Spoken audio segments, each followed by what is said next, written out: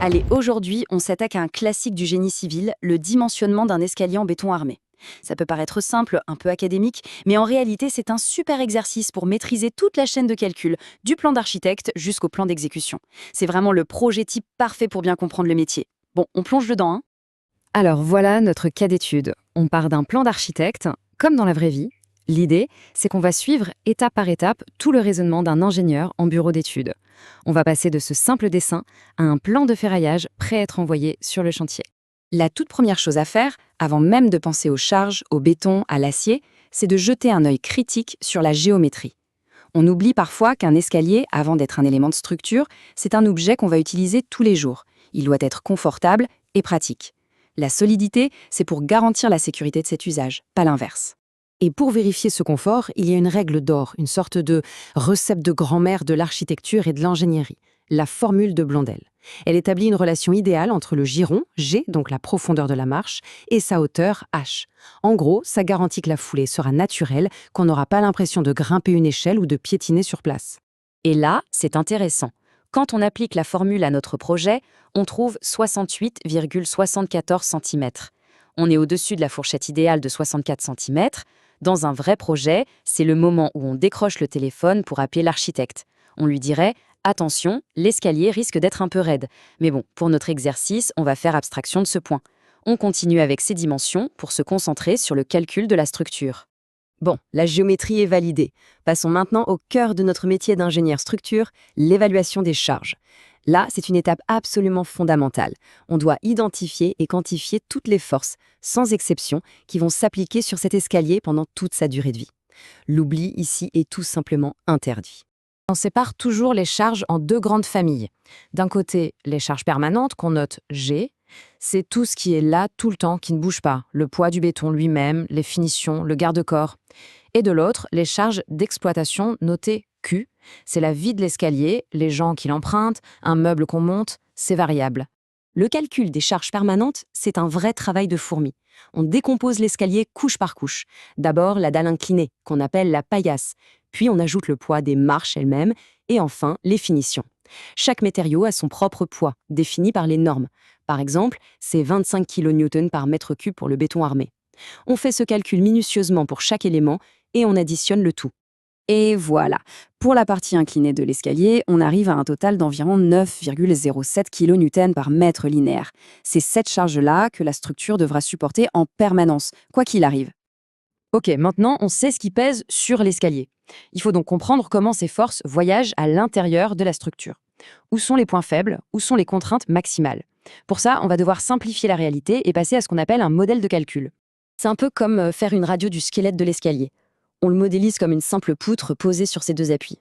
Cette simplification, c'est ce qui nous permet d'appliquer les formules de résistance des matériaux pour aller voir ces fameuses forces invisibles qui parcourent le béton. Et ce schéma, c'est l'illustration parfaite de ce passage au modèle. On voit bien notre poutre escalier, avec les charges G et Q qu'on vient de calculer. On remarque d'ailleurs que la charge est plus forte sur la partie inclinée, la volée, que sur les paliers. C'est tout à fait logique. Le calcul est ensuite mené à l'état limite ultime, ou ELU. Les ELU, c'est un peu le worst case scénario, on prend les charges et on les majore avec des coefficients de sécurité, 1,35 pour G et 1,5 pour Q. C'est une obligation réglementaire pour s'assurer que la structure tiendra, même dans des conditions extrêmes. Et ce calcul nous donne deux chiffres absolument cruciaux.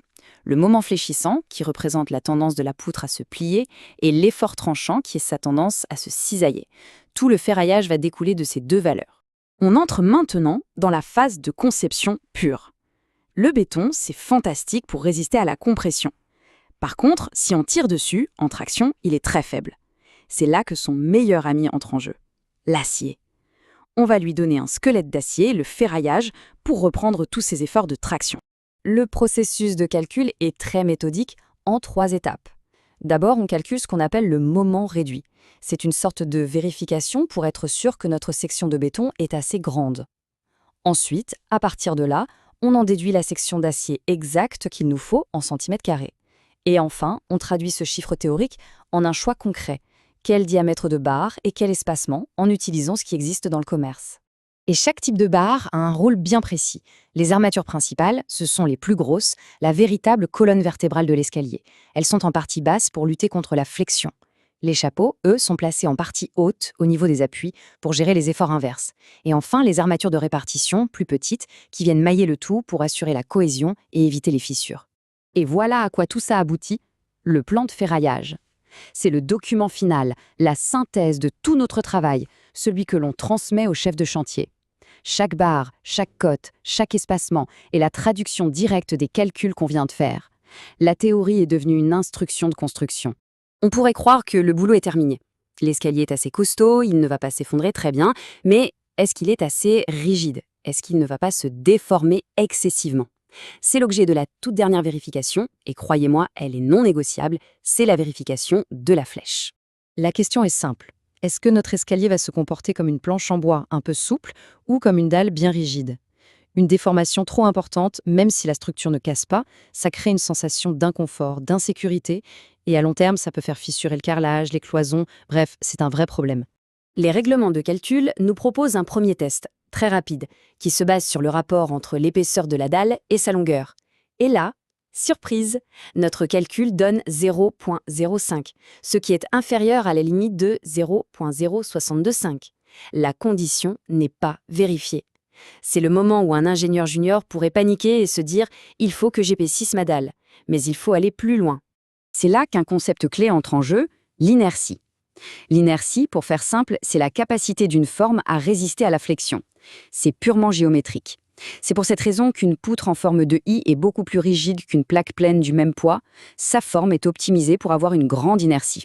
Puisque le test simple ne passe pas, on doit faire un calcul plus précis, un calcul détaillé, qui prend en compte la vraie rigidité de notre section, y compris l'apport des aciers. Et ce calcul, plus réaliste, nous donne une flèche finale de 0,41 cm. Et ça, c'est bien inférieur à la limite autorisée. Ouf, notre conception est donc validée. L'épaisseur de 21 cm est suffisante. Notre travail de conception au bureau d'études est terminé.